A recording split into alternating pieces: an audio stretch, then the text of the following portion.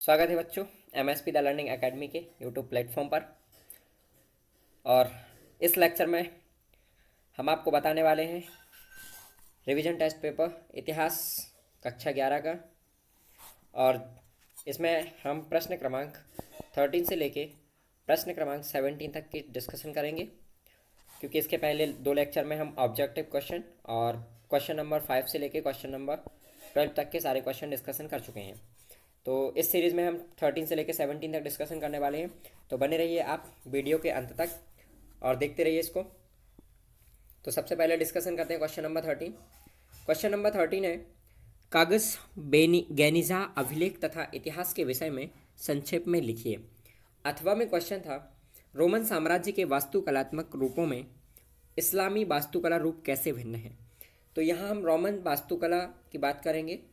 तो रोमन साम्राज्य की वास्तुकला अत्यधिक कुशलतापूर्ण थी। रोमन साम्राज्य के भवन निर्माण या वास्तुकला के प्रारूप रोमन शासकों के महान कलात्मक प्रेम को प्रदर्शित करती हैं। उनकी वास्तुकला की निम्न विशेषताएं देखने को मिलती हैं।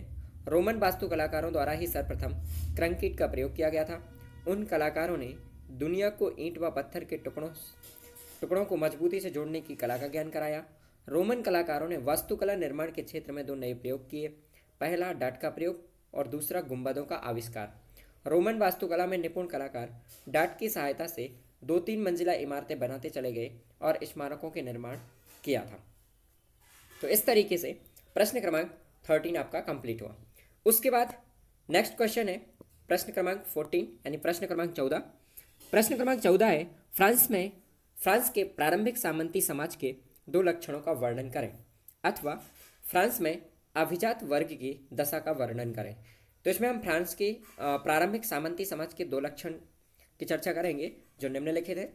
पहला है, फ्रांसीसी समाज मुख्य रूप से 3 वर्गों में विभाजित था। पादरी वर्ग, पादरी, अभिजात और कृषक वर्ग। पश्चिमी चर्च के अध्यक्ष पॉप होते थे और कैथोलिक चर्च से संबंध रखते थे। चर्चों तथा पादरियों पर राजा का नियंत्रण नहीं रहता था। संसार में सर्वप्रथम सामंतवाद का उदय फ्रांस में हुआ।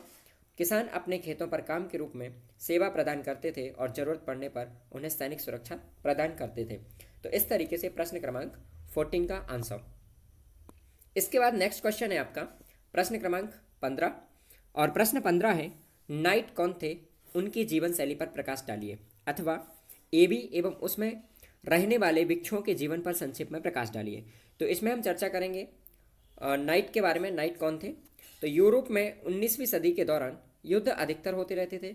शौकिया कृषक सैनिक इस युद्ध के लिए पर्याप्त नहीं थे और कुशल अश्वसेना की आवश्यकता थी। उसने एक नई वर्ग को उत्पन्न किया जिसे नाइट कहा जाता था। वे लॉर्ड से उस प्रकार संबंधित थे जैसे लॉर्ड राजा से संबंध था। लॉर्ड नाइट को जमीन देता था और उसकी सुरक्षा का वचन देता था। उसके बदले में नाइट अपने लॉर्ड को एक निश्चित धनराशि देता था और युद्ध में उसकी तरफ से लड़ने का वचन देता था। 12वीं सदी के शुरुआती वर्षों में नाइट समूह का पतन हो गया। तो इस तरीके से ये नाइट का वर्णन। उसके बाद प्रश्न क्रमांक 16 यानी प्रश्न क्रमांक 16 है आपके सामने। प्रश्न क्रमांक 16 है, हरदजा जनजाति के रहन सहन, खान पान, निवास का विस्तार से वर्णन करें। अथवा किन पुरानी कहानियों से मेसोपोटामिया की झलक मिलती है। तो हम यहाँ देखेंगे मेसोपोटामिया की झलक कि आखिर किन पुरानी कहानियों से हमारे सामने मेसोपोटामिया की झलक निकल के आती है। सबसे पहले हमें मेसोपोटामिया सभ्यता की झलक बाइबल के प्रथम भाग ओल्ड टेस्टामेंट के कई संदर्भों में देखने को मिलती है। उदाहरण के लिए ओल्ड टेस्टामेंट की बुक ऑफ जेनेसिस में शिमार का उल्लेख है, जिसका तात्पर्य शुमेर ईंटों से बने शहर की भूमि से है।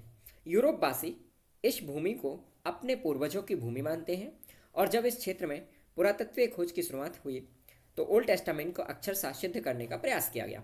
सन 1873 में ब्रिटिश समाचार पत्र ने ब्रिटिश म्यूजियम द्वारा प्रारंभ किए खोज अभियान का खर्च उठाया, जिसके अंतर्गत मेसोपोटामिया में एक पट्टिका की खोज की जानी थी जिस पर बाइबल में उल्लिखित जल प्लावन की कहानी थी।